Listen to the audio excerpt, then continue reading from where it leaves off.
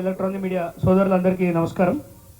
ఈరోజు ఈ press meet పెట్టడం గల ముఖ్య కారణం, గత సంవత్సరంన్నర నుంచి అంటే పోయిన సంవత్సరం 2023 నుండి ఈ రోజు వరకు కొట్లాడింది ఫోన్ ట్యాపింగ్ పైనే.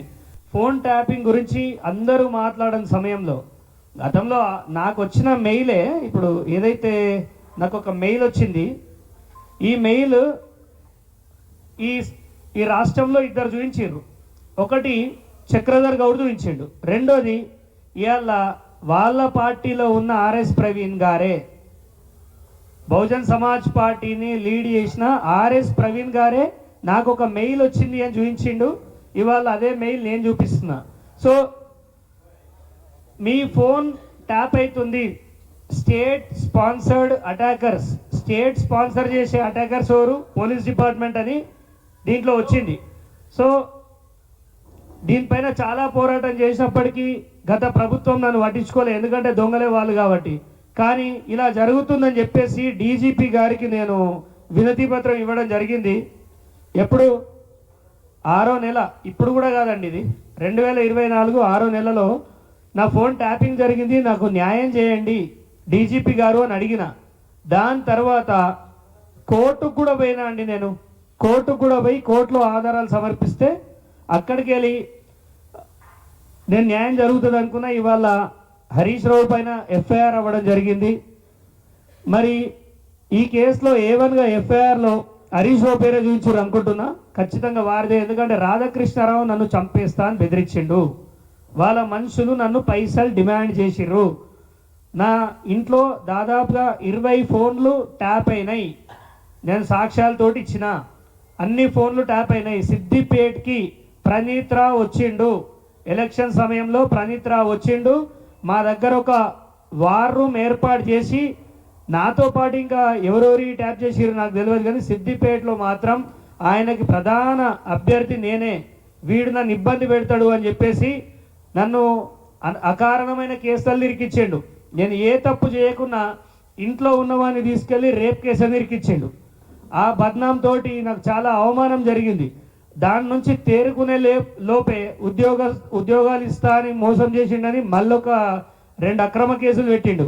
అల్లకెళ్ళి బయటికి వచ్చిందో లేదో ఒక వార్నింగ్ ఇచ్చారు, ఇప్పటికైనా బీఆర్ఎస్ మాట వింటే బాగుపడతామని. అప్పటికి రాకపోయేసరికి మా ఇంటి లోపలికి చొరబడి ఇల్లంతా విధ్వంసం చేసి నన్ను కిడ్నాప్ కేసులో కూడా ఇరికిచ్చారు. అయినప్పటికీ తలొగ్గకుండా లాస్ట్ టైం నేను బీఎస్పీ నుంచి నిలబడ్డా, కాంగ్రెస్ నుంచి కాదు. మళ్ళీ చెప్తున్నా, ఇది రాజకీయ కక్షతోటి చేసినామని ఆయన ట్వీట్లు చేస్తుండు. ఆయన ట్వీట్ చేసినంత మాత్రాన సరిపోదు, ఇక్కడ సాక్ష్యాలన్నీ ఆయన తప్పు చేసిండని చెప్పడానికి ఖచ్చితంగా ఆధారాలు ఉన్నాయి. నెక్స్ట్ ఇంకొకటి ఏంటంటే, నాకు ప్రణీత్ రావుకి సంబంధం లేదు, రాధాకృష్ణారావు కూడా నాకు తెలియదు. సిద్దిపేట నుంచి పోటీ చేసిన ఆయనకు అడ్డొస్తున్నా అనే ఆయన నా ఫోన్ ట్యాప్ చేయించిండు. నా అనుమానం ఏంటంటే, రాధాకృష్ణారావు హరీష్ రావు పేరు చెప్పిండు అనే అనుమానం ఉంది. దానివల్లనే హరీష్ రావుని మొదటి A1లో పెట్టారని నేను అనుకుంటున్నా. ఫోన్ ట్యాపింగ్ అవసరం అందరికంటే ఎక్కువ హరీష్ రావుకే ఉన్నది. ఈ ఎన్నో ఆధారాలు ఇస్తే తప్ప ఈ కేసు అనేది ఎఫ్ఐఆర్ కాలేదు, అంత ఈజీ కాదు. హరీష్ రావు ఏం పాల్లాగే చిన్న పిల్లగాడు కాదు, అన్యాయంగా తీసుకపోయి అది చేస్తే ఆయన ఉన్నాడు అని చెప్పడానికి 1,000,000 ఆధారాలు ఉన్నాయి. వారు చేసిన దుర్మార్గాలే. గత ప్రభుత్వం మారిపోయింది కదా, క్షమిద్దామంటే కాదు కదా, ఆయన చేసిన గాయాలు సమాజంలో ఇంకా ఉన్నాయి. ఎన్నో కుటుంబాలని ఫోన్ ట్యాపింగ్ ద్వారా ఎంతోమంది వ్యాపారస్తులను, పొలిటీషియన్లను లొంగ తీసుకున్నారు. వాళ్ళకు లొంగలేదనే ఒక నెపంతో అడ్డమైన కేసులు పెట్టించాడు. నా మీద 6 కేసులు నమోదైనాయి. సో నేను ఎప్పుడైతే కేసు పెట్టానో అప్పుడు నేను కాంగ్రెస్ పార్టీలో లేదు, ఇది గుర్తించాలి. 2023 ఆగస్టు 29కి నాకు ఈ మెయిల్ వచ్చింది, ఇవాళ రాలేదు. ఈ మెయిల్ ఇప్పుడు రాలేదండి, మీకు కావాలంటే సాఫ్ట్ కాపీ ఇస్తాను. ఇది యాపిల్ నుంచి వచ్చింది, ఏదో నేను చెప్తే పంపించాడు, హరీష్ రావు చెప్తే పంపించాడు. ఇది ప్రతిదీ ఈ బీఆర్ఎస్ వాళ్ళకి ఏం అలవాటు అయిందంటే, ఇది రాజకీయ కక్షలతోటి ఇవన్నీ చేస్తున్నారని మాట్లాడుతున్నారు. నిజంగా రాజకీయ కక్షలతోటే చేయాలనుకుంటే ఈ పార్టీకి నువ్వు, మీ మామ, మీ బామ్మర్ది జైల్లో ఉండాల్సింది. ఇంత టైం తీసుకోరు, సంవత్సరం పాటు వీళ్ళని జైలు వేస్తలేరు ఎందుకు అని ప్రజలంతా క్వశ్చన్ చేస్తున్నారు. కానీ నేను మాత్రం ఫోన్ ట్యాపింగ్లో ఏదైతే ఆధారాలు ఇచ్చిందో ఖచ్చితంగా హరీష్ రావు నా ఫోన్ మానిటరింగ్ చేసిండు. దాదాపుగా సంవత్సరం కాలం పాటు నా ఫోన్ ట్యాపింగ్ జరిగింది.